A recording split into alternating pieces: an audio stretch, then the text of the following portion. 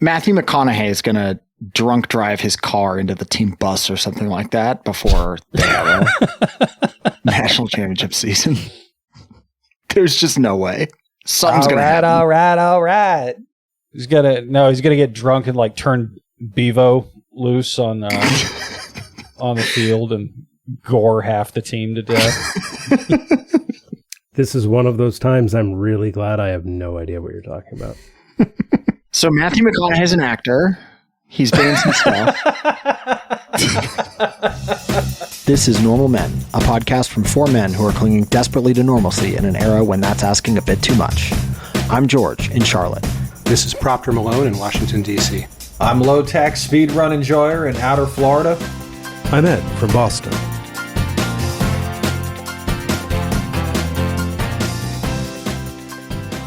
Yeah, Bevo is a bull. Okay.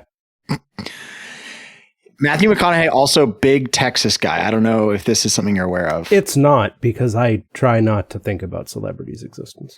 Well, Bevo is the bull that is associated with the Texas football program. Okay, so I immediately like this bull more than I like Matthew McConaughey. I mean, Matthew McConaughey is kind of the celebrity associated with the Texas football program, so. That's unfortunate. The nice thing about Matthew McConaughey as a celebrity who's into Texas is that he's also into MLS. He's part owner of the MLS team there. So he's like me. He's like the MLS college football sicko overlap, which is great. I feel a lot of kinship with the man. You're not selling me on this, George. I feel like we should note that Bevo the cow did try to kill Uga the 86th or whatever that fucking dog's name is. Yeah. I mean, I would too, right? Like, if you were, imagine being a bull and that little skin-folded freak is bothering you. That's not like a real dog, though. That's like... It's a bulldog. They have an actual bulldog that they have on the sideline of games. I didn't stutter. That's like a handbag eligible for promotion to cat. No, real dogs. You've seen what a real dog is. I post them on Blue Sky. I always feel terribly for that dog because they bring it down onto the field and they put it in that crate. I thought you were talking about Ed's dog. Well, I also feel terribly for that dog for totally different reasons. Yeah, well, one of those dogs is currently Jackson Pollock in the backyard, so you should feel sorry for me. It does rain in Boston, right? Are we recording right now? Are we? Yeah. Yes, all right. Yeah. So the recording schedule has been a little bit choppy this week because mostly because one of Ed's dogs has diarrhea. So in fairness, the first one was George. Yeah. It's a combination of Ed's dog has diarrhea and my priorities are diarrhea. Which is to say, Charlotte FC played on Sunday, so we couldn't record when I normally record. When we normally record. That was a terrible segue, but I'll allow it. I mean, look, They I'm can't a all man be in my winners, mid-30s who's really into pro soccer. It's a bad scene. It's a bad scene. Yeah, you when you're right, you're right. Who was Charlotte? Who was Charlotte getting rinsed by this time? We beat New York Red Bulls 1-0, thank you very much. And we've won 7 straight in the league, which is easily the longest win streak this year for any team. So you can take that back. Are they still calling themselves the Red Bulls? Yeah. Seriously? Oh, yeah. Red Bull used to sponsor absolutely everyone. I don't know if I've told this story, but I used to have a Red Bull fridge in the back of my office for streaming purposes. Ooh. Yeah, for a while. Are you saying you were sponsored by Red Bull? I was partnered with Red Bull. They don't give sponsorships to everyone, George. Okay. But like we used to deal with them, and like they were very nice. The problem is you weren't allowed to drink anything else on stream, and do you know how long those go? 4 hours, nothing but Red Bull. The move there is you just dump some of them out and fill them with water, and then you can't tell, right? I figured that out the second time. Ed hops on stream for 3 hours and then can't sleep for a week. Yeah. After you've escaped samsara by drinking 25 Red Bulls. Actually, this brings me to easily the most horrifying thing I've ever seen on TikTok, which happened this past weekend. Are y'all familiar with the concept of an infused Red Bull? I am not. No. I'm going to plead the fifth. So this is a thing they're doing out west, apparently. I think it's a California thing. I don't know. I saw a TikTok where these two women were like, we moved to Florida and they don't do infused Red Bulls out here, so we have to go get a Monster. I'm like, why is this in my FYP? Whatever. What's an infused Red Bull? An infused Red Bull is some sort of flavoring syrup. And the video I saw had a woman pouring about 3 or 4 ounces of Monin coffee syrup, blue raspberry flavor, into a plastic cup, adding pebble ice. Okay, so far could be worse. She then goes in with a sugar-free Red Bull. Has to be sugar-free, apparently. Why? I don't know. And this is bad so far, right? You've got a huge slug of pure sugar, blue raspberry syrup, and Red Bull. That's grim. She finished this thing off with 3 ounces of heavy cream. Ooh. All right. I hadn't heard that one. That's worse. I mean, that's got a curdle, right? Apparently, there's a way you can. I watched her make it, and it did not look curdled. It didn't Just look curdled horrifying?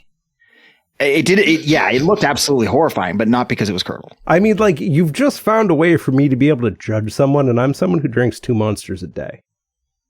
Oh, buddy, you are in such a lighter place than this person. I know. I'm over here like, wow, I feel good about my choices. I don't know. I like heavy cream though. I think we should use heavy cream more. Lipids are great. I'm not against that. I'm not against a pro-lipids agenda, but no. I would just like to have the lipids separate from the Red Bull, please. Heavy cream, fine. In some cases, I'm very much in favor. Red Bull, there's a time and a place. Together, never. No. I'm going to be honest. I thought that story was going to end with vodka, and I would have been like, well, I mean, like, I'm not 22 anymore, but, like, I get it. But, Sir, like, come on. Heavy I don't cream? think vodka mistakes are not a 22-year-old thing. Those are like a 17-year-old thing. Nope. Disagree. Because when you have lots of free Red Bull, you have to find something to do with it. This Red Bull thing is also why Ed can drink Diet Pepsi out of a coffee cup at 9 o'clock at night. And No, still that's manage to just go my to bed. raging ADHD. But I'm sure that didn't help. That's true, actually. That the people with ADHD often have a paradoxical caffeine effect. That rather than keeping you up. Friend of the podcast, former guest from before my time, Fane Greenwood, and I have compared notes, and it's like, yes, this is what that's like. And I was like, cool, somebody understands. And that's like a general stimulant thing too, right? Because I have tried Adderall off label previously, and Is that what you call it? yeah, that's not helping me focus. That is not the effect that's having on me. Yeah, it kind of speeds up certain things, so your gears are sort of synced up. Is the idea? At least that's how it was explained. The real problem with Adderall is that I start focusing on the wrong things. Really? That's Like, interesting. I'm supposed to go, like, be a productive member of society. Nope, I just organized that bookshelf for 4 hours. See, I also have ADHD, and that's kind of me in the steady state. Is that I have a lot of attention. Shortage of attention is not the problem here. It just goes to fun places. Yeah, I can't direct it very efficiently. So, This is genuinely one of the reasons why I run the risk of seeming like an AI hype guy on Blue Sky, because the robot does my programming for me. And yeah, I have to go fix parts of it later, but it actually gets done. And that's a really novel feeling for me. It's like, cool, the robot, sure, I have to review it, but the thing got done and I didn't just go take 2 walks because I was bored. So, like, swings and roundabouts. I feel like Red Bull is British coded. definitely European. Isn't it German? Yeah, I mean, they're headquartered in Austria. Austria, that's right. Yeah. I bet those guys who were painting the St. George's flag over that convenience store, I bet those guys are really big on Red Bull. What's more British coded? Actually really English coded. What's more English coded? A Red Bull or vaping in a shed? Oh, vaping. 10 times. I need Calling to it look a up shed. Vaping in a shed? Calling it a shed, I think, is pretty English coded. Yeah, that's true. Or I was going to say or New England, but point stands. England, New England. I mean, it's all really the same. British energy drinks. Looking them up. I'm trying to see Oh, if they have any. no. I'm trying to see if they have any homegrown. Do they put like blackcurrant in They that? do actually. I know they do because they sponsored an the guy that had a British energy drink company sponsored an F1 team, and it was an absolute disaster. Lucozade, started as Glucozade in 1927, which gives me some real patent medicine vibes. I've had that. It's okay. Rebranded as a sports drink at some point, which I'm sure, sure, it cures what ails you, and I don't know. Got Roger Bannister through the 4-minute mile. All of our athletes are drinking Gatorade and doing proper nutrition and strength and conditioning, and the Brits are over here drinking rocket fuel before their theatrical grass diving. So that's where all the East German coaches went. It does weird me out how Celsius energy drinks are positioning themselves as a sort of a sports drink, because the last time I had a Celsius, I had it at about 10 a.m. and I had a really hard time getting to sleep that night. God, what's that like? That specific situation wasn't great. I mean, I can drink a Monster and go to bed. that's just wild. I don't. It just does nothing. My hands don't even my hands don't shake. Okay, it's just like it just goes in one ear out the other, or pick an orifice. If I have a second coffee after about 2 p.m., there is no chance I'm getting 7 hours of sleep. Oh, I get a solid 8. Yeah, With a Red Bull or a Monster on your side table in your bedstand. Who drinks that warm? Oh, it's in the mini fridge. I made that one up, as far as you know. There's been this great inflation of the amount of caffeine that's in things. It is, and honestly, like the reason I do drink Monsters because the other ones are too high test. Really? I have standards. Monster is the low caffeine option. Monsters, I forget what it is, but some of them are like 200 milligrams a can. Some are like 300. I think Monster's like 160. Oof. That's a sizable amount, but you get up to 300 and I'm like, damn, even I can feel my blood pressure now. 160 is like 2 cups of coffee. That's not killing anybody. Yeah. Okay, that's what I was going to ask. Yeah. Because I have no idea how much that is. I think like a delicious can of a 12-ounce can of Diet Pepsi, I think is like 40. Yep. So it's not. Right. It's a normal person will probably still vibrate through the wall. From the Monster, not the Diet Pepsi, to be clear. I mean, if you've drunk 4 of them. Yeah. Yes. Yeah. Okay. So Well, that's the kind of volume we're working with here. I didn't realize we were that high up the... I know you're a high test economist guy, but 160 divided by 40 is 4. I thought you were talking about a single can of Diet Pepsi. No, God, no. So I may be generation gapping myself here, but do you guys remember Jolt Cola? I Yes. Was But I marketed- remember it from the attempted relaunch.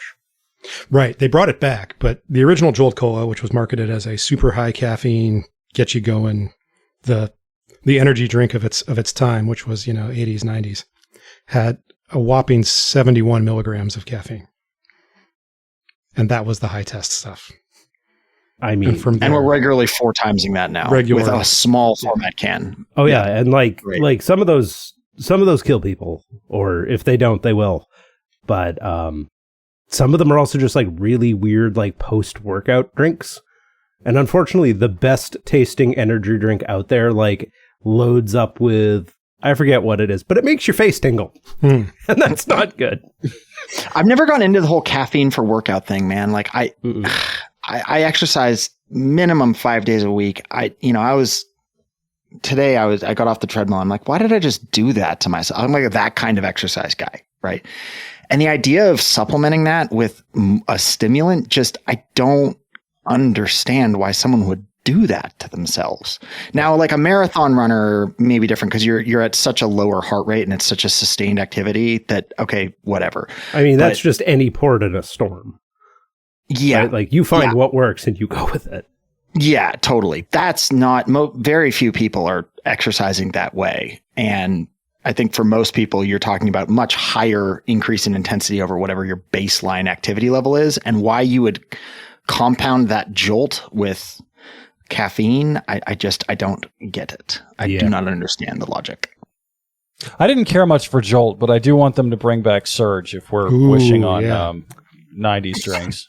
They did bring back Surge once too, and I will be honest, I was not impressed. I never had it when they brought it back. The wizards behind flavorology have done a lot of work over the last 30 years. Things just taste better now. The Mountain Dew research division alone has revolutionized the game. When we do a live event for charity at some point, now I'm obligating you all to it. I actually have a small vial of concentrated Baja Blast flavor. Oh my God. And we can find a use for it for charity. Shots. I will point out there's no sugar in it, so it's the weirdest thing in the world. I can't imagine what Baja Blast would taste like without any sugar. I literally, I cannot. It's terrible. Yeah. I'm trying to. The one way we found to make it tolerable was rum, oddly enough. Well, rum is very sweet. Yeah. As hard liquor goes. Yeah, and like all of those fake fruit flavors, you kind of hide them. I'm not saying it was good, but you could get away with it. Yeah, you wouldn't be able to convince me that was good, buddy. Would I lie to you?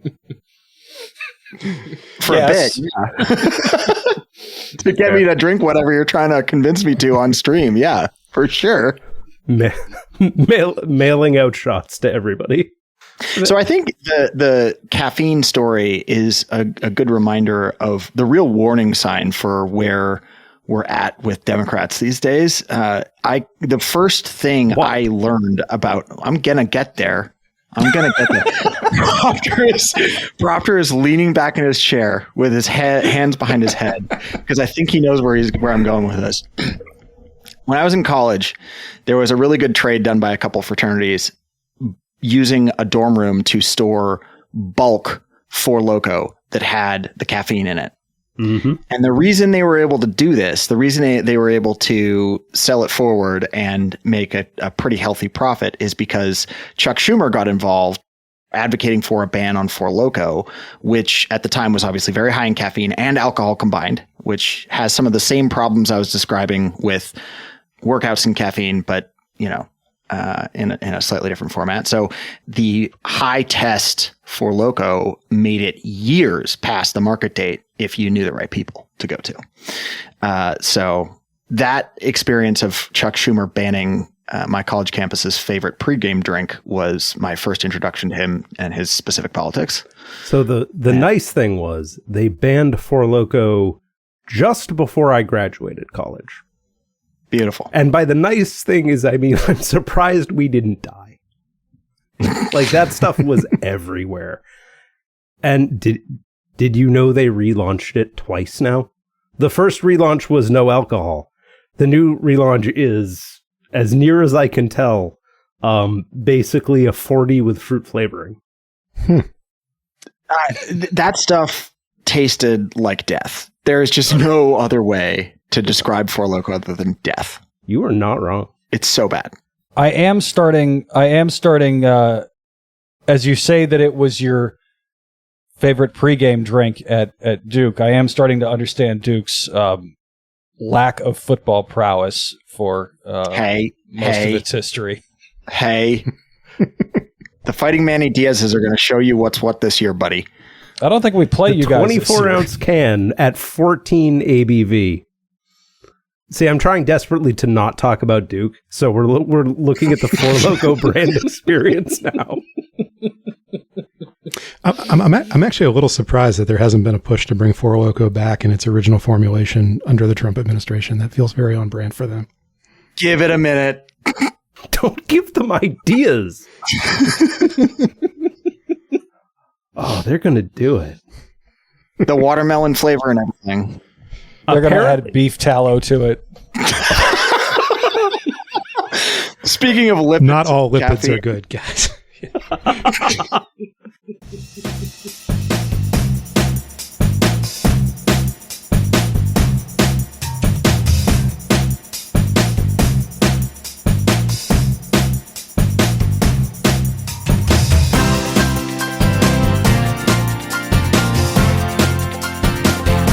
We have a special guest with us tonight. Musicology Duck from Blue Sky is here. Musicology Duck is a DC resident who has been out in the streets doing what I think could be fairly described as citizen journalism for the past couple of weeks during the DC occupation. And we thought that it would be a good idea to get some other perspectives on to talk about what's happening in DC, since it's come to my attention that I'm perhaps a little more optimistic than many of my fellow city residents. With no further ado, here is Musicology Duck. Hi, good evening. So what's going on? You've been out there following feds around, taking pictures and kind of keeping track of what's happening. What do you see? I have. I'm the daughter of a police family on one side and journalists on the other. That's quite a mix.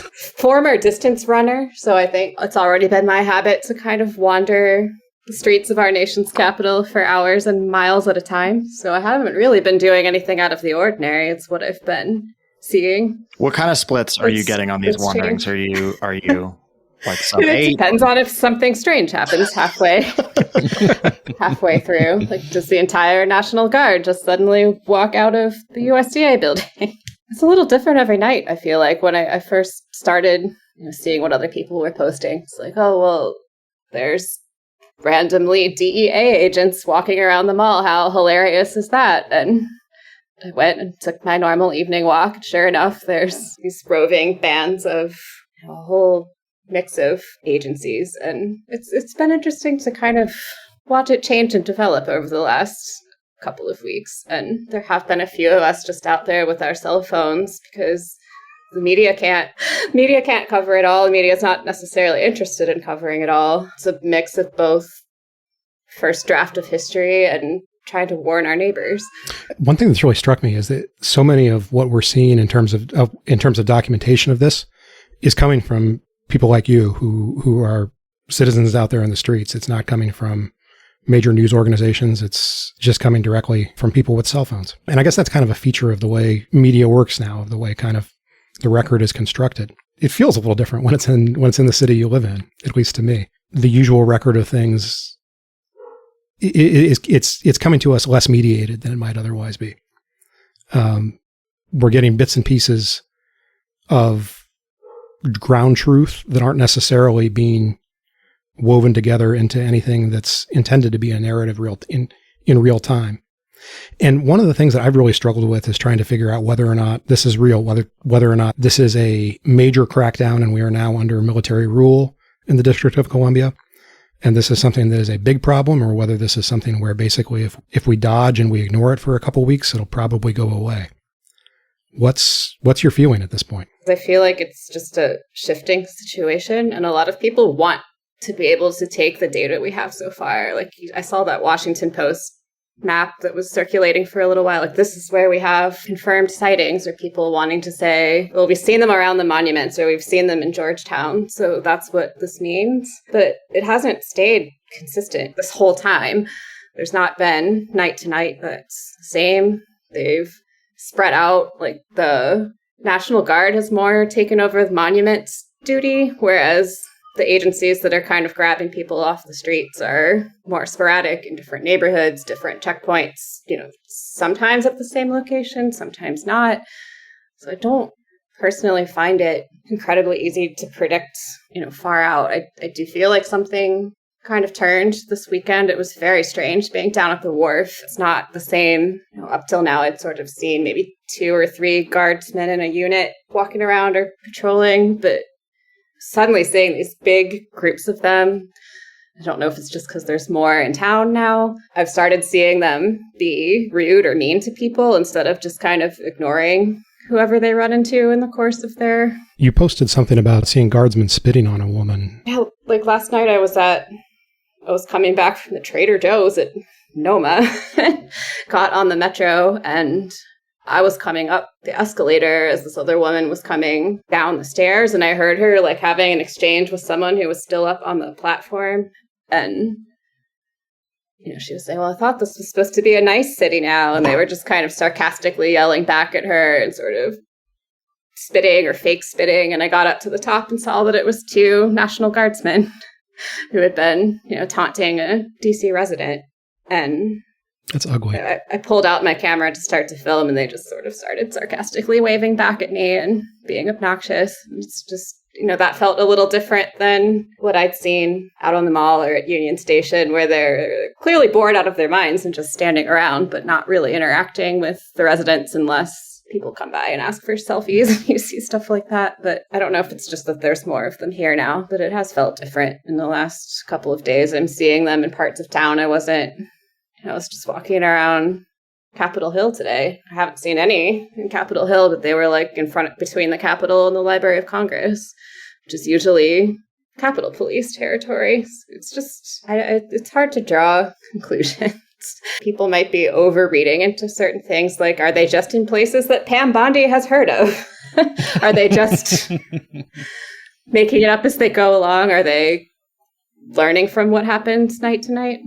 I was kind of excited when the map said that they were around the Nats park, because I'm all in favor of rounding up Nats fans. The Nats could maybe use some hitting this year. We'll probably hear it reflected in this conversation that the district, to me, feels split between bravado and anguish. There's a real strain that wants to say, screw you, get out of our city. You can't touch us. You won't break us. And there's another strain that's really worried. And I think that parts of that have come through in your posting and in your photography, that there's real concern here for people in DC, especially for anybody who ICE is pursuing right now, but really for anybody who might get crossways with the occupiers. Where are you right now on bravado v. anguish? I've sort of said, and I still think this is true, that they have two fronts that they're fighting on. One is the propaganda.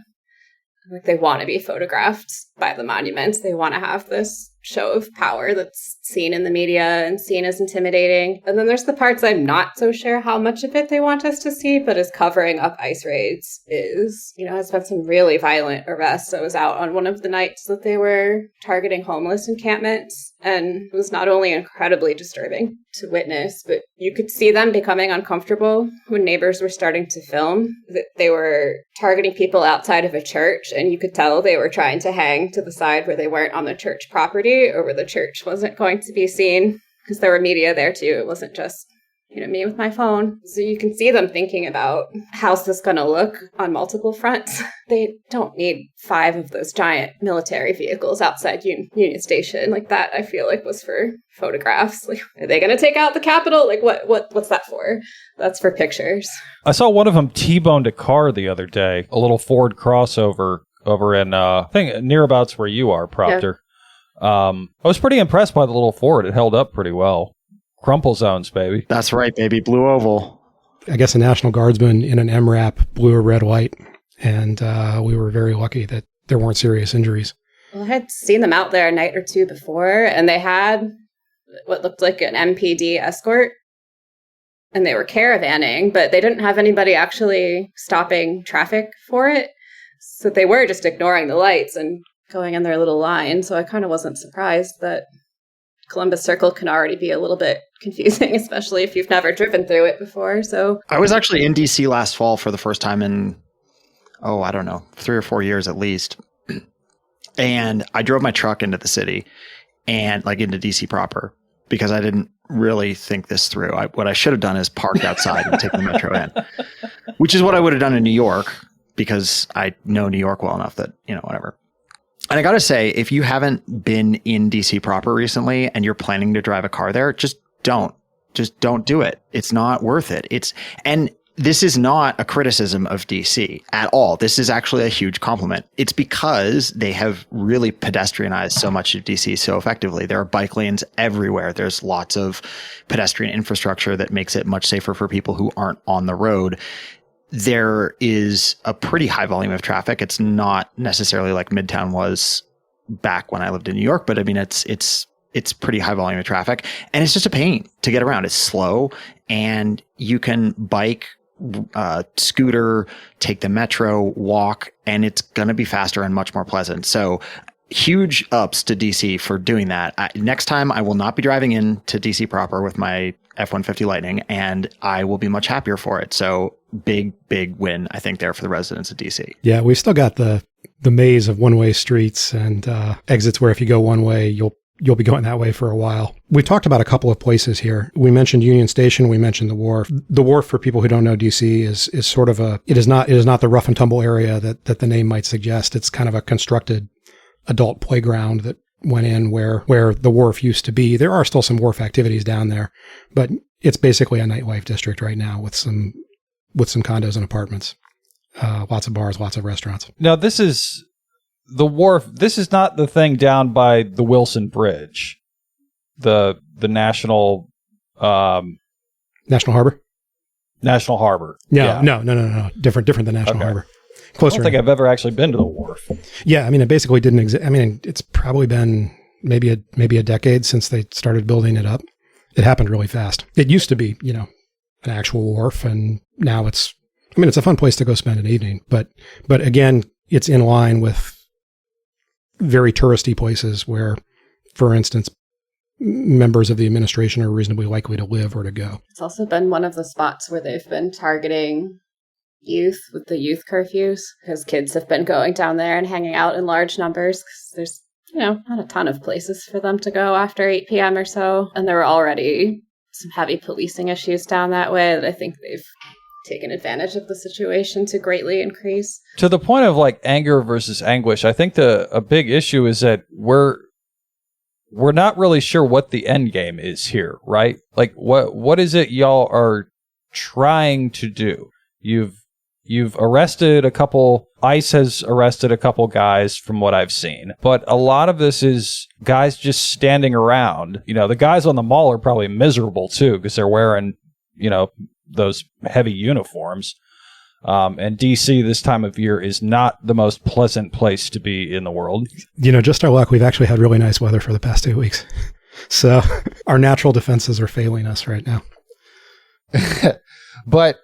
And they're mindful of things like the church and in the scene that Duck was talking about earlier. So it doesn't sound like this is some sort of like military coup and Trump becomes dictator for life thing or something like that. It seems to me that it's probably more on the side of the propaganda than the side of like cease for now. I mean, I think the ice dragnets are very real. Yes.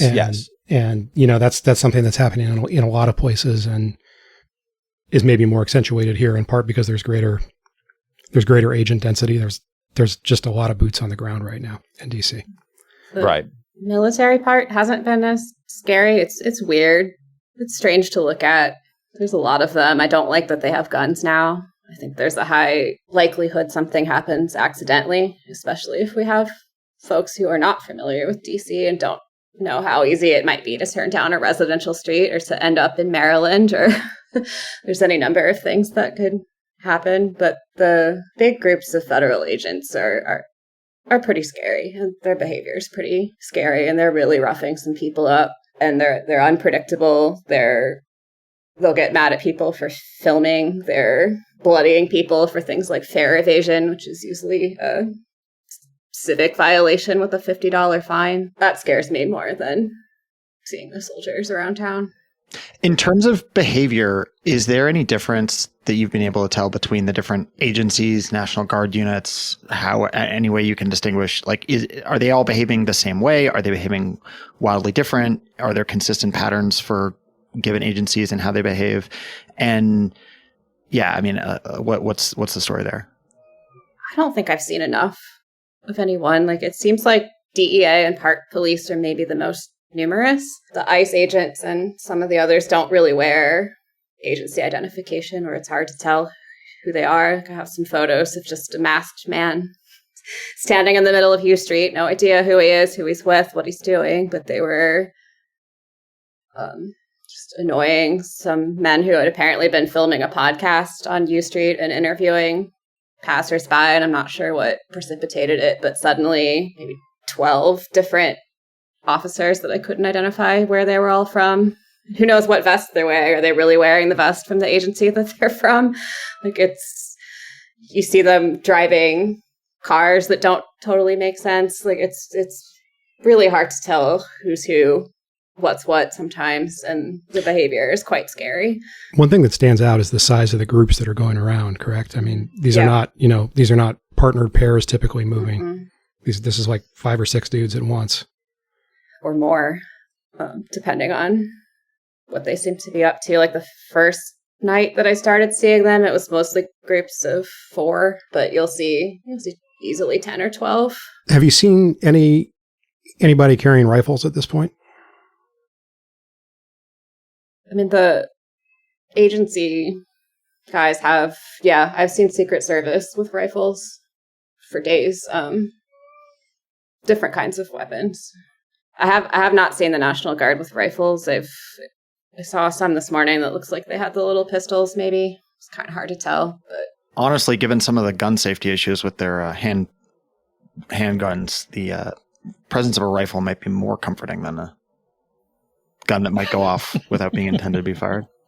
Yeah, background on that is that prior to, I think it was yesterday, the National Guard was not carrying weapons in D.C. It's clear there's a push with the administration to get them to carry weapons, and it sounds like at least some of the Guard units are a little reluctant to do that. So they are now, mostly not all, carrying pistols, but not rifles. But the announcement was that some of them would be carrying rifles. So we'll see if that's actually happening. and it does seem like there was one night I was down on the mall and there was almost no National Guard, and it was really strange after several nights of a lot of them. And it turned out they were all being sworn in by the U.S. Marshal's Office and getting some weapons training. So it does seem like there's some kind of training or some kind of learnings going on.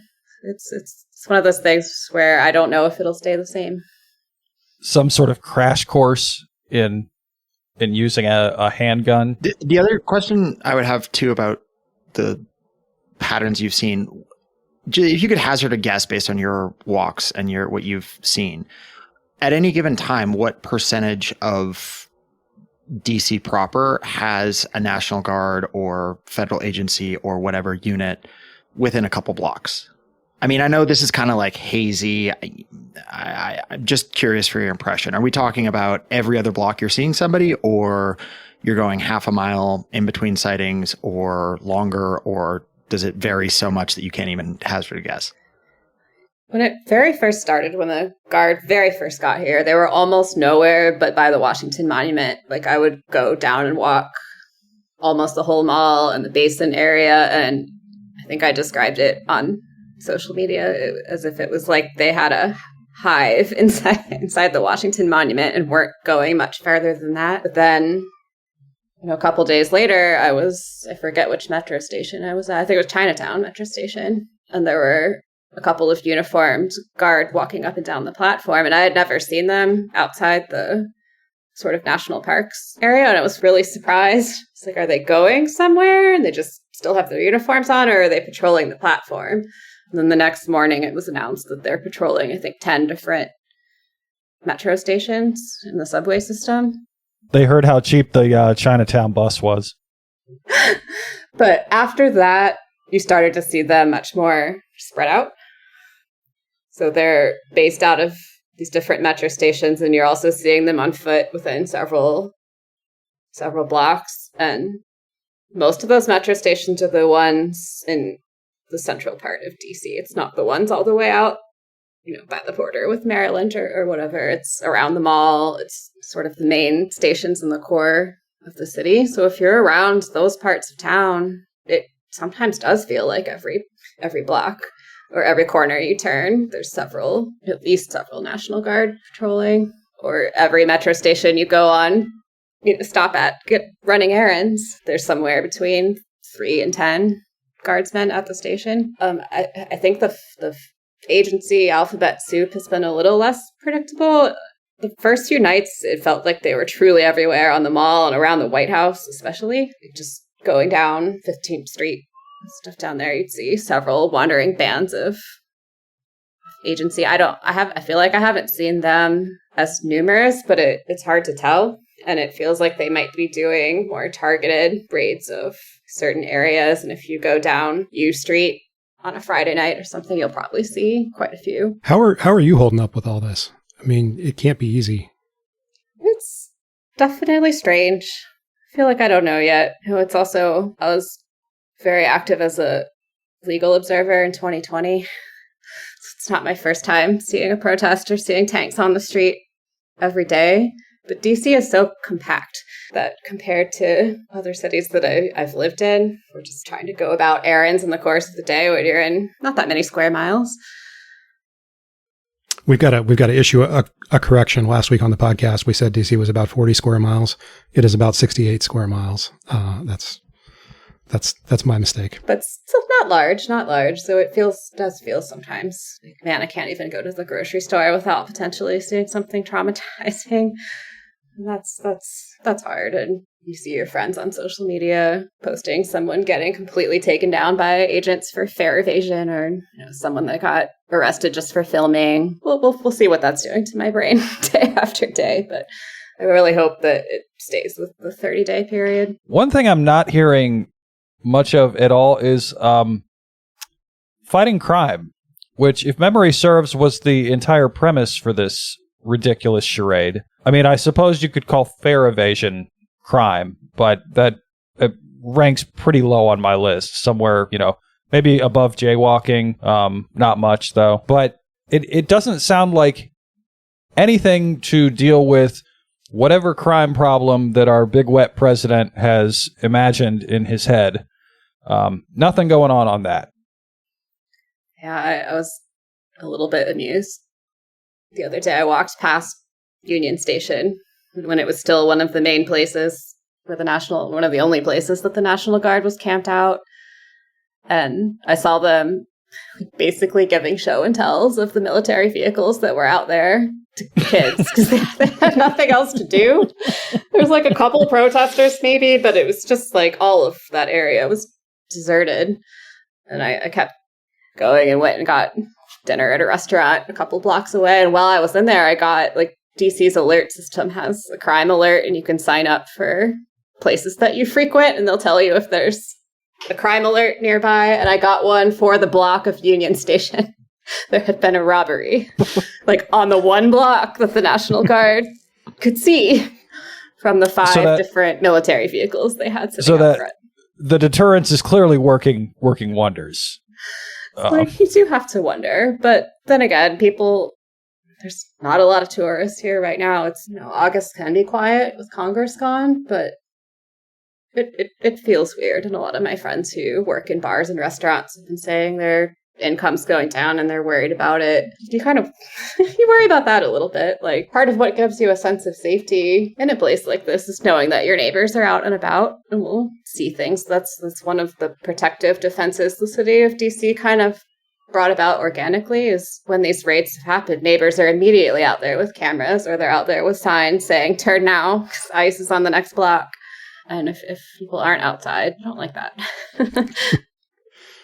Yeah. Is it your sense that people are staying inside more, or are things still I feel like I might have a better sense when Congress gets back. It's a little bit of a dead time, but there's been an international tourist-shaped hole in the economy for a little while, I think is safe to say. Other than maybe 4th of July, a little bit when Trump had his military parade. You haven't seen as many families just wandering around, checking out the sites. The streets around the Capitol building have been super quiet. A lot of the restaurants that you usually feel lucky to get a seat, plenty open. Generally not a good sign for an economy, and especially with DC right now, because I'd imagine international tourism is way down, just given that we've sought to piss off every country we conceivably can. Then you've had all of these folks laid off by Doge as well, which is probably having a pretty sizable impact. Yeah, people are moving away, and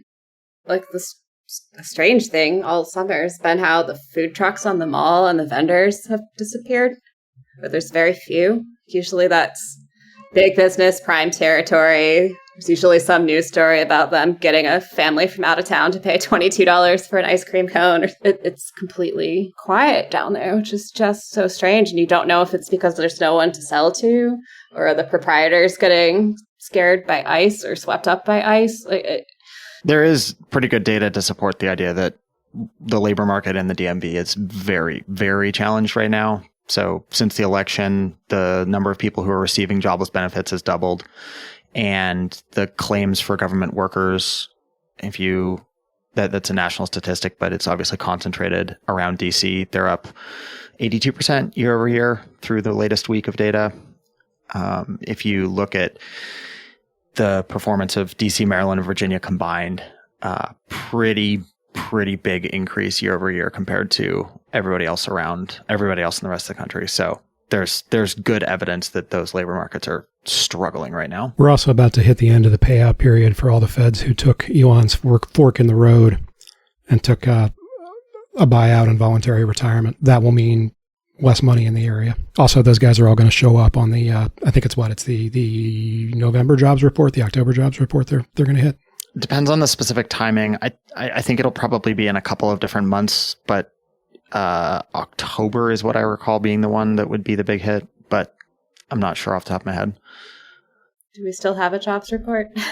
I mean, we will for the near term. So, we've talked about this on previous episodes, but the BLS commissioner that Trump says he's going to appoint has to get cleared through the Senate. That obviously takes time, assuming it happens at all, which I don't know. I don't want to lay odds on that, but I could see it. I could see him failing in the Senate. I could also see him getting through. I don't know. So then he has to get into the actual agency and start doing his thing. And it's not clear how long it would take for him to start monkeying around, assuming he actually does, which maybe he won't. I don't know. But certainly in the next couple months, there's no change in the jobs data. It's the same civil servants doing the same thing they've done. After that, once I can't remember numbnuts' name. What's his name? TJ Anthony. Yeah, that guy. Yeah, I'm going to have an anti-Italian discrimination moment here, but he's got kind of a weird Nazi ship fixation thing. He's a big fan of the Bismarck. Yeah, with the weirdest ship to be a fan of if you're like an actual. Yeah, didn't that ship get completely rinsed by 5 Brits in a rowboat or something? It was biplanes that flew under the angle the anti-aircraft guns on that ship could shoot at. I mean, like literal biplanes, which were not the planes that World War II was primarily fought with. So a little retro tech. I mean, if that isn't a perfect metaphor for the fascist aesthetic of violence, I don't know what is, right? Like it's entirely about show. It's entirely about attention. It's got nothing to do with actually doing something you're trying to do. It's just entirely the image, which I think, given like we've said before, that is a huge part of what's going on in DC. And I think Duck was right to point out that a lot of this is trying to generate attention. It's such a transparently obvious propaganda project. At the same time, I wish we were tracking it in more detail, because I feel like we could start to distinguish between what's what. But yeah, the Washington Post style map of a little pinpoint where you don't know what happened, when, what time, was it sustained over several days or weeks? Was it just some guys taking a walk in Georgetown? Like, it doesn't feel like anybody's doing the work of pulling all of that information together. Once in a while, we've gotten stats from the administration themselves. They said that we're a little over 1,000 arrests total. It's been going on for, I think, 11 days now. The conversion rate on arrests into successful convictions looks like it's not going to be very good. We've already gotten several grand juries turning down indictments, which is rare. That is, as a prosecutor, that's a failure condition if you can't get the grand jury to indict the person you want to indict. Yeah, grand jury is playing on a mode that is so easy that anything beyond that is nightmare mode. If you can't get it through a grand jury, you ain't going to get a conviction. But the flip side of that is that the reason grand jury is easy mode is that there's a great deal of credibility that the state has under typical circumstances that may be eroded here. That if you don't presume that the prosecutor is telling you the truth, if you don't presume that they're acting in good faith, then you're going to start not doing what they want you to do. And it may be that we're already at that point in DC where, even stuff that they're not ridiculously overcharging, which they are with almost everything they can get their hands on right now. They're throwing felonies around for things that are manifestly not felonies. But even if they were charging appropriately for the crimes, at some point, a citizen jury pool is just going to tell them to screw off. It's too early at this point, I think, to say whether or not we've crossed that threshold in DC. But one of the reasons why you don't do things like systematically overcharge and you don't do things like bring ticky-tack charges in front of a grand jury is because you blow out your credibility. And it's gotten so bad that there was one case, this woman named Sydney Laurie Reed brought in front of a grand jury twice, and both times they returned no bill. And so she's now being charged with a misdemeanor. Oh, three times. I'm sorry. I was out of date by a week. Got the hat trick. That is unbelievable. Like I can't, has that ever happened before? Proctor, have you ever heard of someone going in front of a grand jury 3 times? And I'm sure it's happened. I've never heard of it. Whoever was driving that is going to get some crap from the people at the office. That's a poor performance.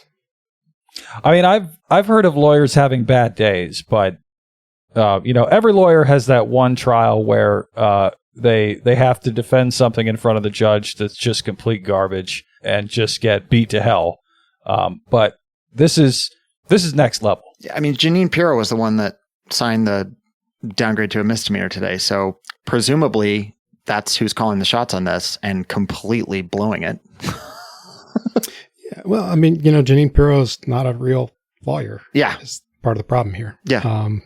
She's got some very old experience in doing not really what she's doing right now. She doesn't necessarily know why the guardrails are there in terms of don't overcharge people. And I think she's finding that out in real time. Also, the DC prosecutor's office is understaffed, in part because they fired a whole bunch of people and in part because a bunch of people. I mean, we've been saying it for months now, like they're going to run out of lawyers. They're going to run out of lawyers. And especially when you're talking about a place where the jury pool is going to be as sympathetic towards the defendant as you could possibly imagine. Like, you cannot come up with a more sympathetic jury pool than the people that are going to be dragged down to sit on juries in front of these charges. I mean, let alone the actual trial itself. Not to mention you made them come down for grand jury duty, walking through a bunch of guardsmen and DEA agents and ICE agents who have spent the last however many days, 11 days now, pissing you off. So you're probably not a big fan of Janine Pirro right now and anything that Janine Pirro is trying to accomplish. Yeah. I mean, my guess is at this point, you've got probably 30% of DC that would walk into a jury pool and tell the judge that they've never even heard of a sandwich. That they just people are really, really angry right now here in the district. What's and that's something, I don't know if you can speak to this, Proctor, or if Duck, you can speak to this, but what is the vibe in like Southeast? Because DC is kind of 2 different cities, right? There's a pretty big socioeconomic divide in DC between, I mean, I spent a summer in DC as an intern and I stayed on campus at Georgetown. And that is a very different vibe from the less socioeconomically advanced parts of the city. So do we have a feel for what folks down there are experiencing through this in areas that are the opposite of high tourist traffic typically and the opposite of high visibility, and also how they feel about the whole thing? When I've walked farther out, it hasn't been the sort of sustained attention that other parts of the city have been getting. It's felt more random when I've seen or heard things happening, but people are angry, people are scared.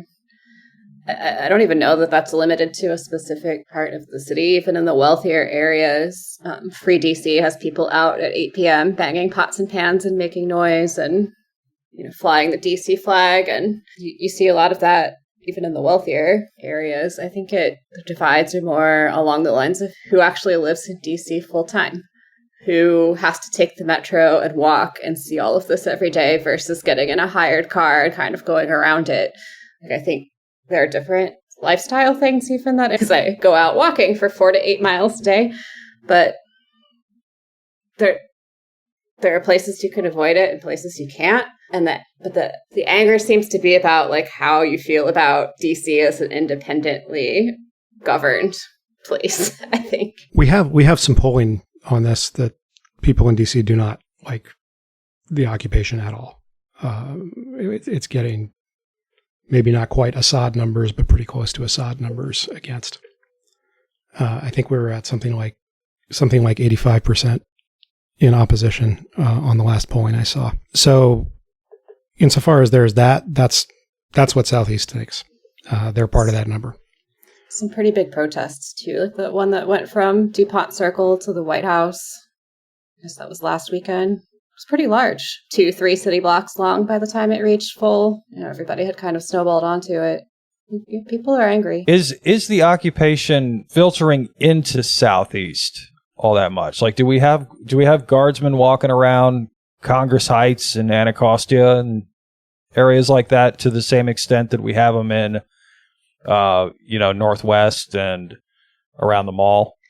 Last time I walked down towards Anacostia, I didn't see much, but I do know that they're using the Park Police headquarters down there as kind of a home base. I think that's where Trump had his pizza party the other night. There is some activity down there, maybe a slightly different sort, but I keep saying we need to put a big old yet on everything. Just because they're not doing it today doesn't mean it's not coming, or that it's not in the plan, or they just discovered that part of DC exists. Like, I don't know. I don't always feel comfortable reading into it based on what's been there in the last 2 weeks. It really makes you question, at least it really makes me question my own judgment a lot. That, am I right that this is not that bad? Maybe this is way worse than I think. Or maybe it's not as bad as I think it is so far. Because the presence is variable. It's not consistent.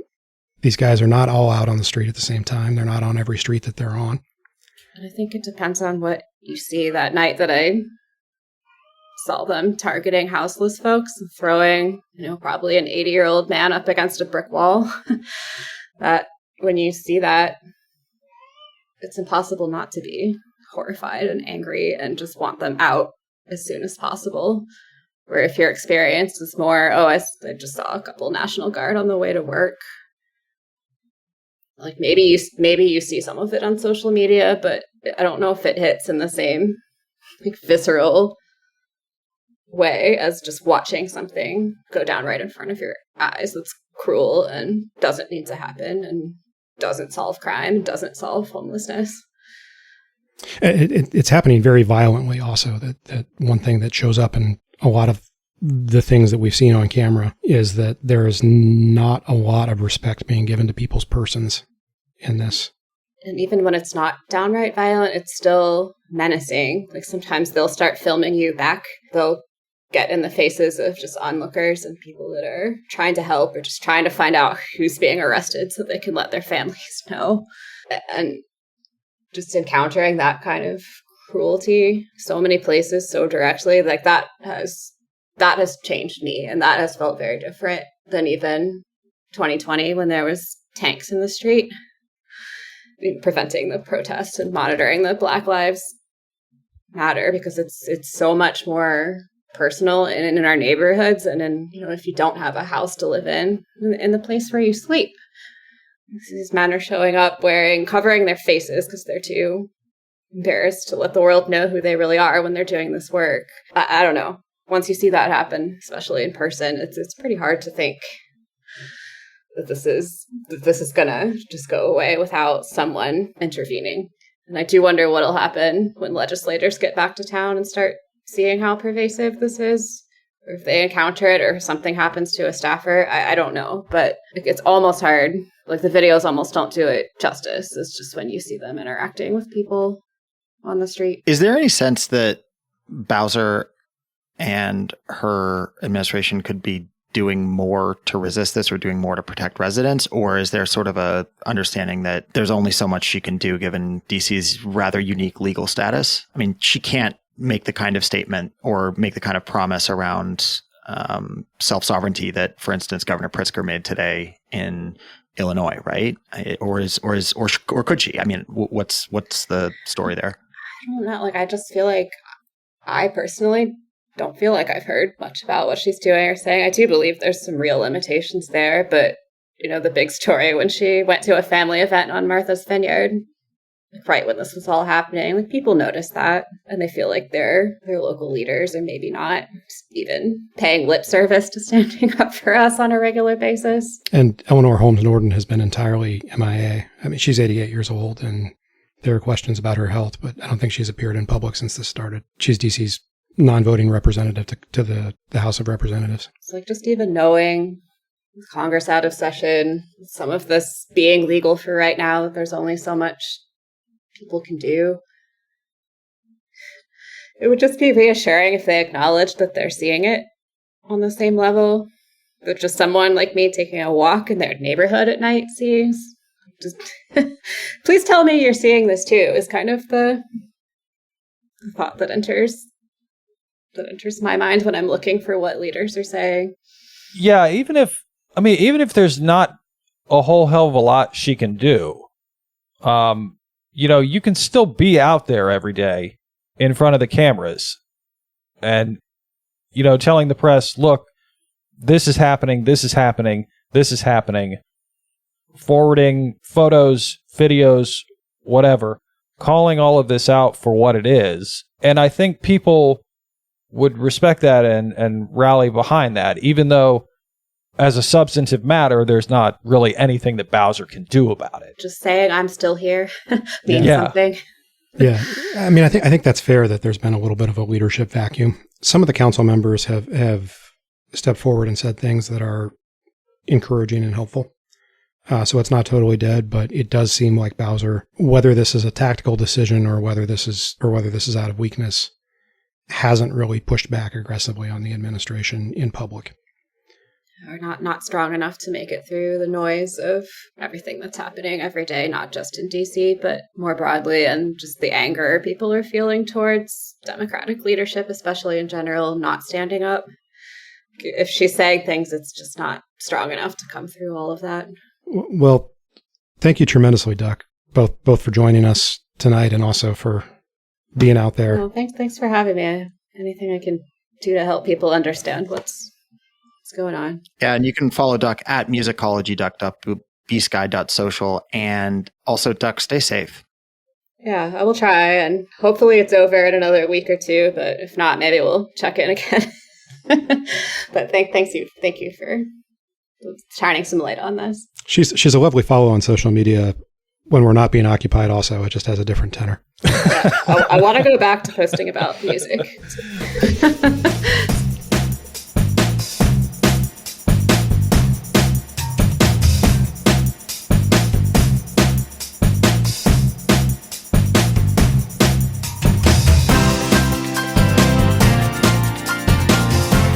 So we've spent 20 minutes talking about caffeine, but it's actually been kind of a fast news week that happened exclusively within the confines of the last 24 hours.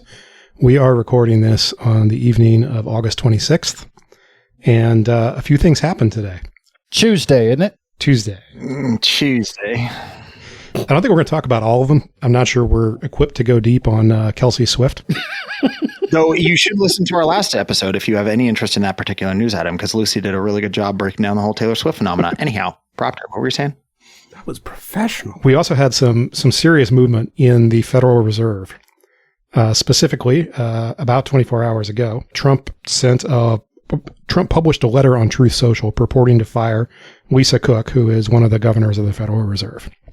The problem with this is that under current law, he can't do that. The problem with that is that the Supreme Court has signaled quite clearly that it's going to overturn Humphrey's executor, which is a 90-year-old court case that establishes the precedent that the president can't fire certain people at independent agencies. So we have this question where Lisa Cook is in kind of this superimposed position of being both fired and still employed by the Fed right now. And that's frankly been less of a market reaction than I would have expected. You and me both, buddy. But I mean, that's where we're at now, right? Like they could say that they have already deployed troops to Mexico and it would be like a, 0.5% drop? Let's back up a little bit. How does the Federal Reserve work? The Federal Reserve is run by what's called the Board of Governors. The chair, who is currently Jerome Powell, everyone focuses on the chair. The chair is one of 7 on the Board of Governors. They're all appointed by the president with confirmation from the Senate. They have very long terms. So Dr. Cook was appointed governor in 2022 and then reappointed in 2024 for a term served out through 2038. So very, very long terms. When a term is not yet expired and a governor resigns, as happened with Dr. Adriana Kugler earlier this month, she resigned her governorship and is off to teach, and her governorship was going to expire in January. So now if you want to fill that seat, you have to appoint somebody for the period through January, and then there would be a new appointee or a new term after that term expires.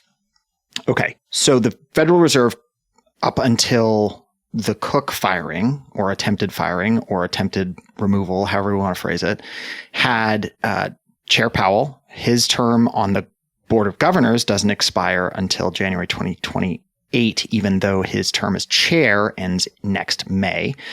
It had Vice Chair Jefferson, Governor Barr, Governor Cook, Governor Baumann, and Governor Waller. Governor Waller and Baumann are Trump appointees who want to cut rates. Baumann will just do whatever the president tells her to. Waller is a little more of an actual economist than Baumann. So it remains to be seen how much give there is there, but he wants to cut rates right now. Dr. Stephen Mirren is going to be appointed as the holdover for the seat that Kugler left. So basically you've got right now a 4-3 majority on the Board of Governors for non-crazy people. You might have a 4-2 majority depending on what Waller's votes look like, but for the purposes of cutting interest rates and doing other important stuff, it's 4-2. Or sorry, it's 4-2. 4-3. So, isn't it?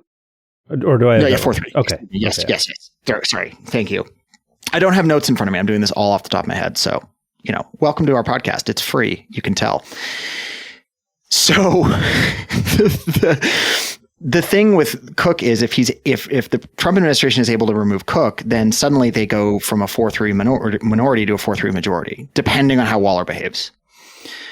That has super big implications because there's also reporting today, for instance, that they're trying to influence the regional feds. The regional feds have input into rate setting decisions, but not other decisions made by the Board of Governors. The Joint Committee setting interest rates is called the FOMC. They have a meeting 8 times a year. You've probably heard that acronym if you've been around monetary policy in any way, shape, or form. There are 4 regional bank presidents. The regional banks are public-private partnerships. They have their own boards of directors who then appoint a president. It's not a public office. It's a separate thing. Those 4 seats rotate across 11 regional feds. One of the regional feds has a permanent seat on the FOMC, as if this couldn't get any more confusing. But for most of the regional feds, you're rotating on to the FOMC for a year, and then you have a break because the other 10 regional feds need to have their turn 4 at a time on the FOMC for 1 year. So right for the FOMC, for setting rates, there is no majority for a Trumpist take rates down 2-3% from here. None. It's not a thing because the regional Federal Reserve Bank presidents they're not Trump appointees. They have varying views on monetary policy. They might support a rate cut in September. They might not, but they're not wingnuts. However, if Trump appointees get control of the Board of Governors, they can start making changes to how the Fed operates because the Board of Governors is sort of this super committee above the FOMC. And so if Trump successfully removes Governor Cook, then a lot of stuff is potentially problematic. Full capture of the central bank is. And we don't know what would happen next, but there is real potential there for monetary policy to be run far looser than it should be relative to where inflation is or where growth is, and for inflation to really take off. And that brings us to the market reaction. So as Proctor said, I'll tie a bow on this. There was a modest reaction in treasuries in terms of what's called curve steepening, which is just long-term rates rising relative to short-term rates. That happens as a correlate. It's a correlate of inflation risk because long-term bonds get hit harder by inflation. Don't ask why. Trust me on that. So that's called a steeper yield curve. If the yield curve steepens slightly, that indicates at the margin higher inflation risk. That's what we got. So it was a small move, though. The dollar had a small move that was almost immediately reversed. Equities didn't, stocks didn't really, nothing happened, essentially. So the market appears to just be saying, no, this isn't an issue. Okay. We're doing Erdoganism very strongly, folks. Exactly. Good pronunciation, dude. Did you work on that? What, pronouncing Erdogan properly? It was just it was very fast and smooth. I was impressed by that. So to be clear, the legal issue here is not exclusively about Lisa Cook. It's about whether or not Trump has the ongoing power to fire anybody on the board of governors that he wants whenever he wants. Yeah, because so the standard for cause removal is some sort of dereliction of duty, some sort of malfeasance while in office. It's not, oh, you did something bad before office and then we're confirmed and now you're in office and we can punish you for that thing that happened before. That's not in the jurisprudence on this historically or referenced in statutes that use the for cause framework. There's no like one strict definition, but this would be a radical expansion of the understanding of for cause. If they haven't even put forward evidence of the wrongdoing that they're accusing Lisa Cook of. Correct. So but basically what it opens up is anytime the president doesn't like someone who cannot be removed but for cause, he can just have one of his flunkies. In this case, it was FHFA director Bill Pulte allege something on Twitter, and that's cause, and there's no restraint at all on his ability to fire people. Now, you mentioned Humphrey's executor. That was there was a case called Trump versus Wilcox where Glenn, I think her first name was, Wilcox, was an NLRB board member who was fired by Trump earlier this year. The Fed basically said, okay, here's the deal. This is fine, but the Federal Reserve, don't mess with them. You can't do this with the Fed. And then oppositional defiance disorder occurs. And to be clear, Humphrey's executor at this point is still good law because the way SCOTUS handled the NLRB case was through the shadow docket. What they did was they said, okay, we're not doing the merits hearing on this yet, but we are overturning the appellate court stay that said, no, you can't fire this person yet. We're saying, go ahead and fire this person, which was itself a fairly extreme move because again, Humphrey's executor is still good law. SCOTUS hasn't overturned it, but they're saying, yeah, we're going to overturn it. So I think we need to find a new term for that because the Roberts Court and good law seem disjoint sets. I mean, it's kind of an ongoing debate right now because SCOTUS would clearly like these shadow docket decisions they're issuing. And let me define terms a little bit here. The shadow docket is when SCOTUS takes up an appeal from a lower court on a motion, on a stay typically, and says, yes, the stay can stay in effect, or no, the stay has to go away. It's not a full decision. They often don't write down their reasoning. Justices can write something on it and often do, but it's usually not as detailed or as elaborate as if they were writing an opinion. It's not precedential in the same way that a SCOTUS opinion would bind lower courts because it's a procedural issue that SCOTUS is handling with regard to that particular case, rather than necessarily something that binds all courts under SCOTUS, which is all courts, to seeing things the way that they see it. SCOTUS has made some noises about how they would like the lower courts to be deferring more to what SCOTUS thinks they're obviously doing with these shadow docket decisions. But at the same time, like Humphrey's executor has not been overturned yet. It is still on the books. There is no Supreme Court precedent that says Humphrey's executor is wrong. What we have is a Supreme Court precedent through the shadow docket that says, okay, in this particular case, we're going to let this firing go through for reasons that are not really expanded on. So Can I ask a really dumb question real quick? Mhm. Because I want to just say that back to you to make sure it sounds as insane to everyone else as it does to me. The Supreme Court wants deference to their non-decision that they did because they don't want to make Donald Trump mad. yes. Yep. Okay. That said, the conservative legal establishment has been after Humphrey's executor for a long time. I mean, of it's course, a pretty good bet they're going to after the overturn it. basic idea of literacy. What do you want? This ties back to Dr. Cook, though, because she has said, and the Federal Reserve system has confirmed that, like in an official statement this afternoon, that she is going to seek an injunction preventing her firing. So she is operating under the assumption she has been fired. Everyone has taken as given that she has been fired. So now she's got to go to court and get an injunction against that. Some sort of temporary restraining order, something. I don't know. That process will play out in district court. It's very likely that she will be granted that injunction, both because of Humphrey's executor being good law still and because this Roberts court clearly said you cannot mess with the Supreme Court. Gonna mess with the Fed. So, and also because district court judges in general are not going to be sympathetic to a wildly novel interpretation of just cause. Yeah, you meant cannot mess with the Fed, not cannot mess with the Supreme Court. Yeah. Sorry, yes, cannot mess with the Fed. Yes. They would absolutely like you to not mess with the Supreme Court and stop saying things that hurt their feelings because that ruins the integrity of this august institution. Thank you. Yes, also that. So it's easy to see a path here where Governor Cook goes to district court, gets her injunction, goes to the Trump administration, appeals it all the way up to SCOTUS through the Court of Appeals, the DC courts all the way, I'm pretty sure. And then the Roberts court does exactly what they did with Wilcox, where it's a shadow docket type situation. And that process, I mean, that process is uncertain. We don't know exactly what's going to play out there, but there is a very good chance that we see something similar to what happened with Wilcox, where they don't overrule Humphrey's executor. They don't say the Federal Reserve is no longer a special little boy and has to be protected, but they still allow Cook to be fired. Either way, this is one of the most egregious attacks on central bank independence that we've seen anywhere in the world, really, certainly in a developed market since World War II, I would say. It's on par with some of the worst of this behavior in emerging markets or frontier markets. You know, we talked about the BLS stuff at some length the other week.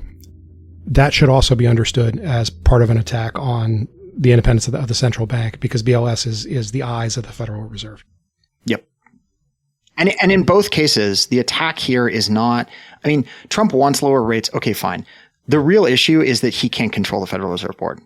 It doesn't matter what they're doing. He just wants control. And the same thing with BLS. He doesn't want an objective statistic that can be, that is unimpeachable in a way that he isn't.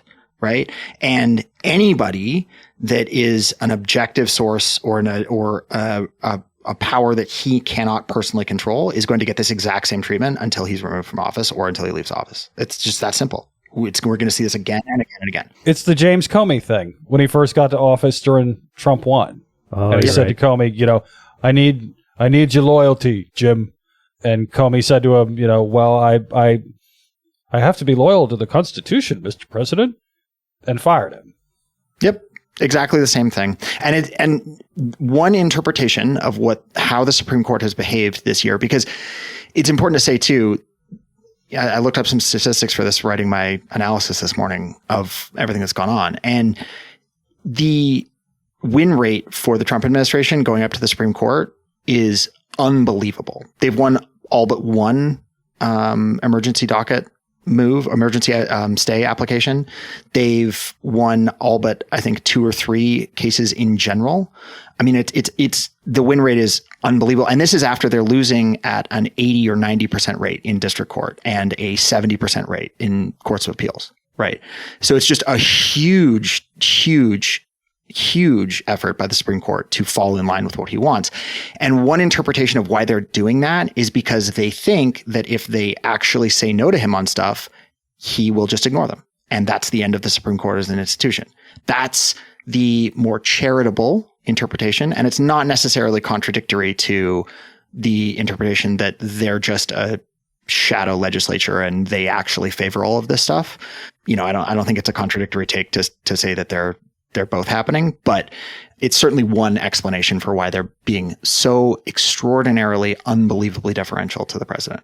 There are potentially going to be some problems from the other side of this also, in the way that SCOTUS is handling this case and other cases, because our appellate judicial system doesn't really have strong enforcement mechanisms.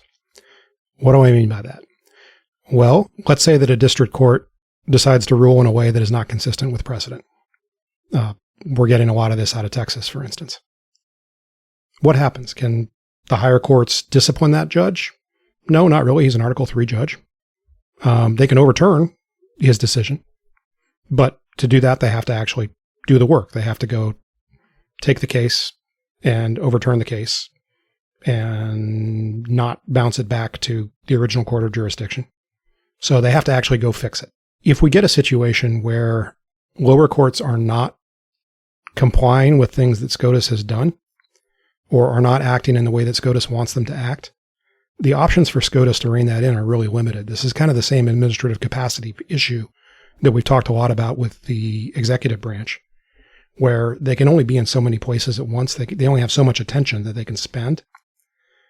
If we get a situation where there's a significant disconnect between the people who are running district courts and the appellate courts above them, the appellate courts are going to have to spend all of their time fixing those district court disagreements. So this is something that, if it becomes widespread, it's really going to be very damaging to the rule of law in this country. But it potentially provides another path to resistance if we're in a situation where the legal establishment believes that the Supreme Court is extremely co-opted. And that's one reason I was sort of disappointed with the tack that Governor Cook and the Federal Reserve System took, because one option for dealing with this letter that was posted would just be to say, that letter's not legal. I'm not leaving my office. I'm going to continue performing my duties until you have a court order removing me. Right. Go get one. And instead they're coming as the plaintiff. And I think that's a big mistake. I think that's a huge mistake tactically. Yeah. I'm sure they did it for a reason. I hear what you're saying, but it sounds like there's probably a pretty good reason for doing that in the, how do you put this? They're parking National Guard on the streets. The Federal Reserve has its own police force. Oh, I know. Are they going to go exchange friendly small arms fire with the FBI? No.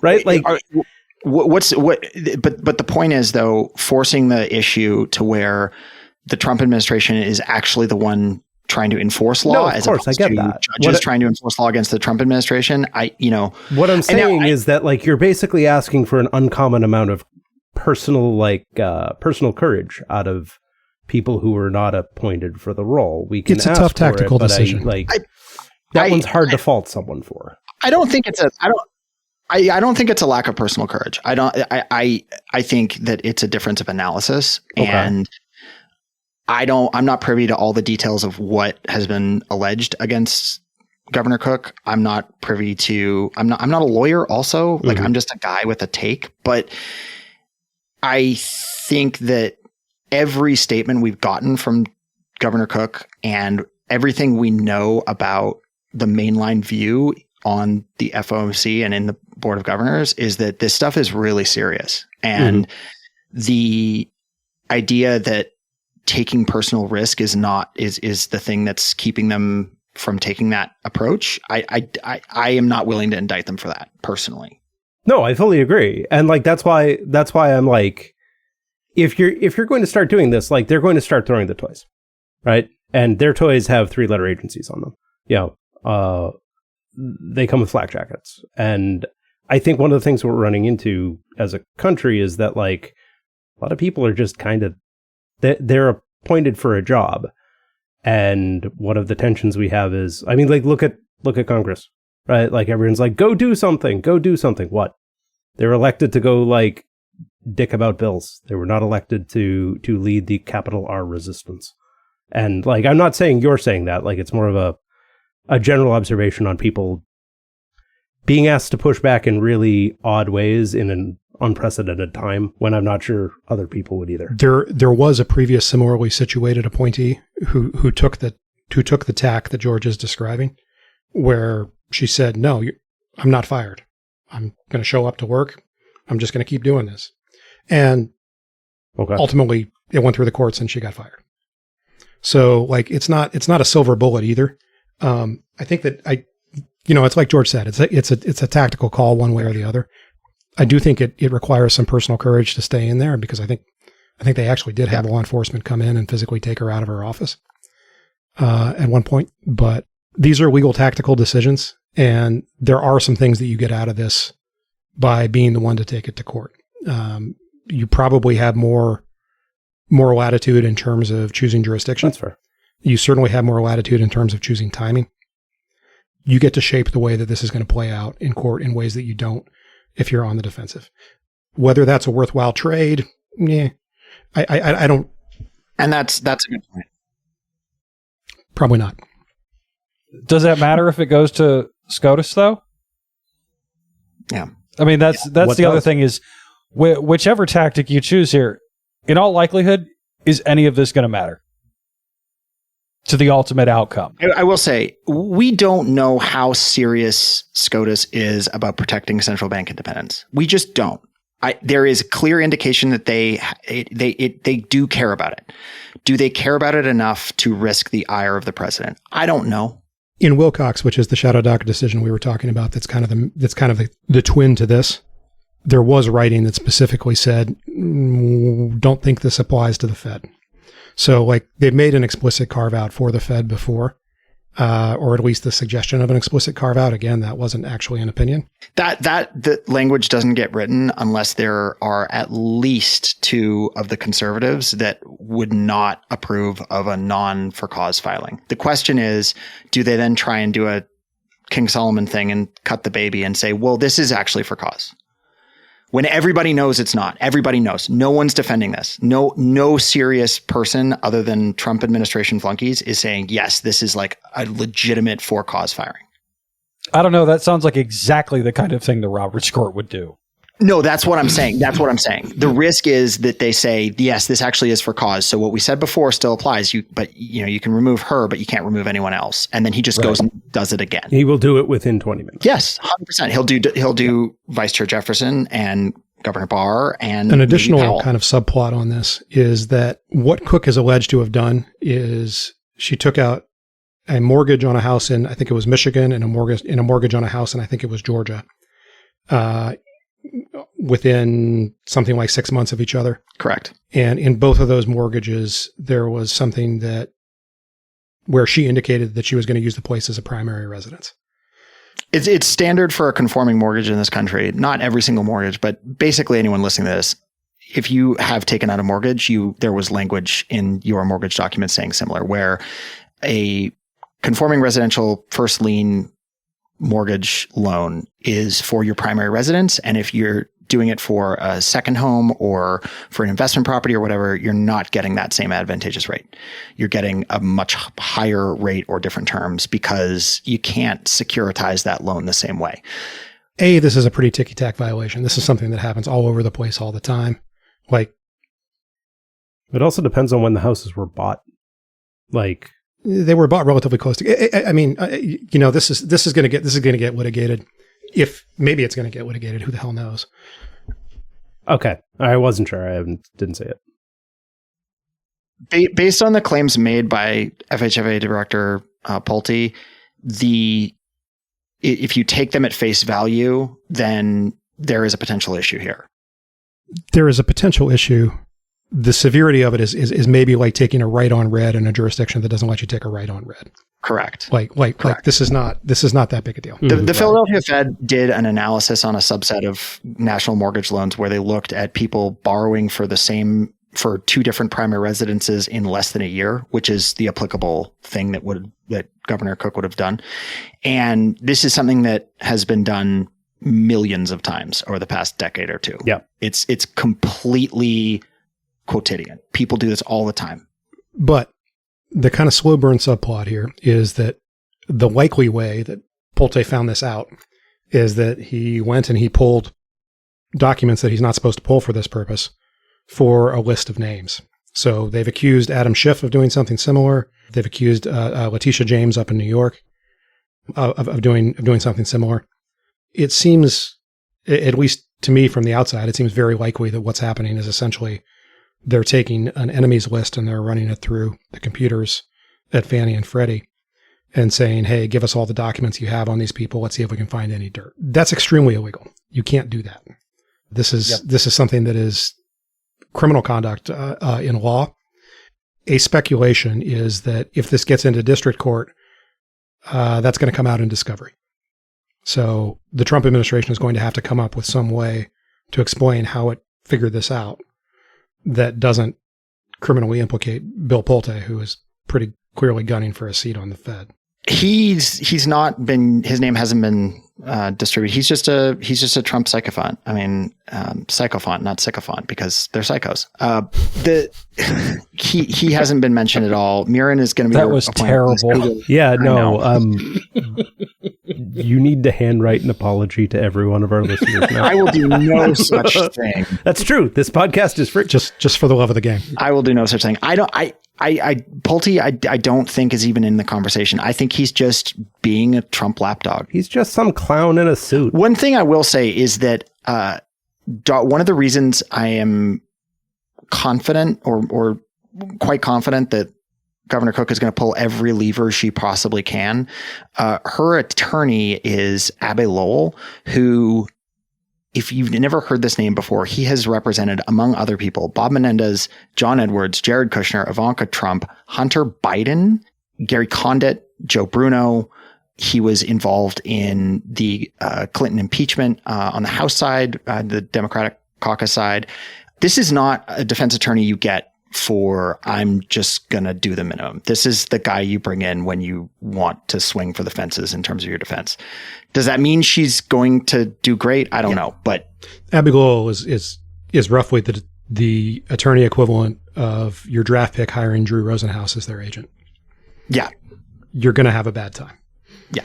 I have not heard the name Gary Condit in a very, very long time. I mean, he died in 2003, didn't he? No, wait. When wow. But, yeah. Oh, yeah.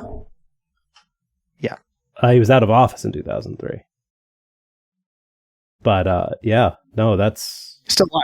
Oh, That's like... He's still alive. That's right up there with... that's right up there with you guys talking about Fen. Welcome to the most 90s podcast you can...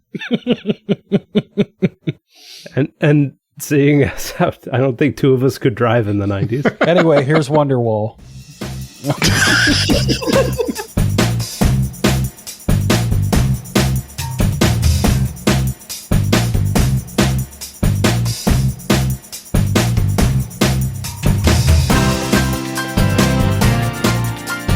One hopeful piece of news that came in just as we wrapped our recording on Tuesday night is that we just broke the state supermajority in the Iowa Senate by flipping a Trump plus 11 district.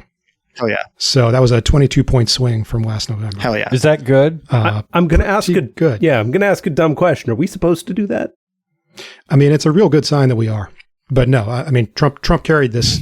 Trump carried this by 11.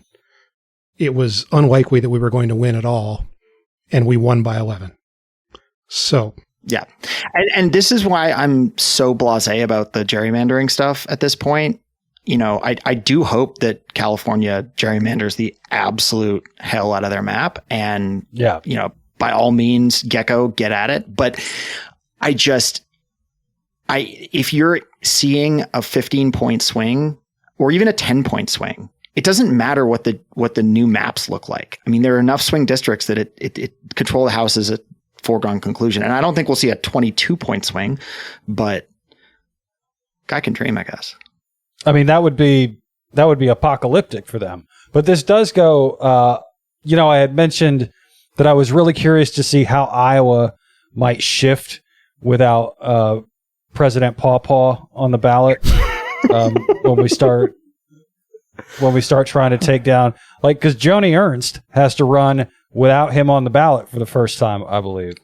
Yeah, well, if it's Joni Ernst, there's significant speculation that she's not going to run again. Why did you make me remember But yeah, I mean, Iowa could definitely be in play, and that's either a vulnerable incumbent or an open seat. Right. It might be that Ann Seltzer wasn't wrong last fall. She was just early. Damn. She was pretty wrong, though. She was, unfortunately, pretty wrong. Yeah, she was. That was the worst poll I have ever seen. Why was it written in crayon? Anyway, so there are some reasons to hope on the electoral side that this is going to be a pretty big swing year. Like we said, we're not going to get 22 a 22-point nationwide swing in 2026. I don't think, but once you start getting up into the double digits, that's when Dems taking the Senate becomes real. Unless there's like video of him in the Epstein files doing Epstein things, that's not going to be a 22-point swing. A 10-point swing in margin nationally in the House vote is apocalyptic for their chances of holding that. I mean, and for the Senate too. Well, there's always the other option. Wait, what's the other option, Ed? I think they could get 22 if he's dead. Possibly, yeah. Yeah, like you go into that with JD Vance as your standard bearer. I think that's going to be a problem. Yeah, no kidding, right? Like that guy. Come on. So I mean, like, and I don't watch a lot of news, but I've seen a lot of video lately. I'm hoping. Can't rule it out. I don't know. People are gonna like JD Vance. They want to vote for a guy who looks like an alcoholic divorced Chucky doll. Yeah, but then you have to hear him talk. The nice thing about JD Vance is he can be fired under the Cook standard. To get back to our Fed discussion, he can be fired for the allegation of copulating a couch. That he can be removed for that. So. I mean, who would ever refuse to vote for Mike Johnson? Who wouldn't vote for me? We're trying to end this on an up note, so let's not contemplate the abyss too much longer. I don't know. Donald Trump being carried out by 4 men is not an up note for you? We're going to break out that Baja Blast flavor, Ed. I have already promised on Blue Sky, and I will here. I will literally go fire up the Twitch stream. I have not done for mumble years, and we will be enjoying this until I literally pass out at the keyboard. Yeah, and given how much Monster he drinks, that's a long time, folks. Yeah, I promise it. All right. Thanks for listening this week. That's our show. If you have a chance, give us a rating and a review. Helps people find the podcast. You know the dance there. For Normal Men in Charlotte, I'm George. In DC, I'm Proctor. In outer Florida, I'm Low Tax Speedrun Enjoyer. And I'm Ed in Boston, I guess. Something like that. He's from Maine.